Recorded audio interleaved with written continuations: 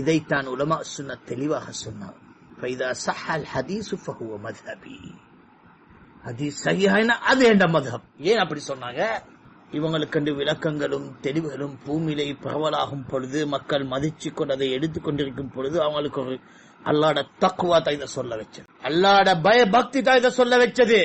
அவங்க எதிர்காலம் தெரிஞ்சவங்களோ மறைமுகமான விடயங்கள் அடைஞ்சவங்க அல்ல. இந்த அல்லாஹ்வுடைய ஒரு பயபக்தி அவங்களை சொல்ல வச்சது. இதா ஸஹல் ஹதீஸு ஃபஹுவ மذஹபி. ஹதீஸ் சஹீஹாகும் என்றால் அது என்ற மذஹப். தெளிவாக சொல்லிட்டாங்க. ஏன்?